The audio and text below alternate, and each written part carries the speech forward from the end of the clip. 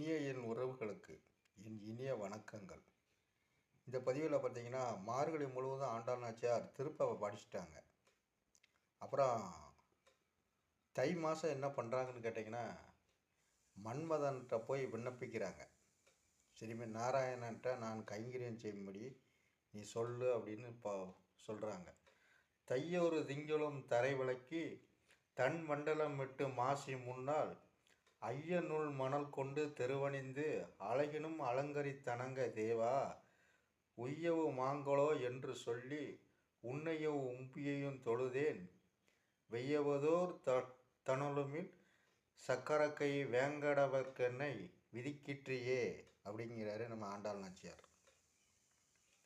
தையொரு திங்களும் தை மாதம் முழுவதும் தரையை சுத்தப்படுத்தி குளிர வச்சு நல்லா வட்ட வடிவில் கோலமிட்டு மாசி மாதம் முதல் நாள் அழகிய நுண்ணிய மணலை பரப்பி திருவேங்கடவன் உலா வர நான் பரப்பி வைக்கிறேன். மன்மதனே, உன்னோடு உன் தம்பியையும் நான் தொழுதேன்.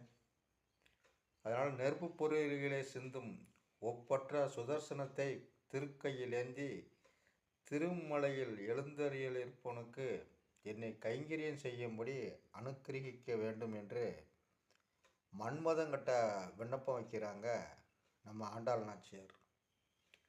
தையொரு திங்களும் தரை விளக்கி தன் மண்டலமிட்டு மாசி முன்னால் ஐயனுள் மணல் கொண்டு தெருவணிந்து அழகினை அலங்கரித்தனங்க தேவா உய்யவு மாங்களோ என்று சொல்லி உன்னையும் உம்பியையும் தொழுதேன் வெய்யதோர் தலனுமேல் சக்கரக்கை வேங்கடக்கற்கென்ன விதிக்கிற்றியே அப்படிங்கிறார் ஆண்டாள் நாச்சியார். ஆண்டாள் நாச்சியார் திருவடிகளே சரணம். நமஸ்காரம்.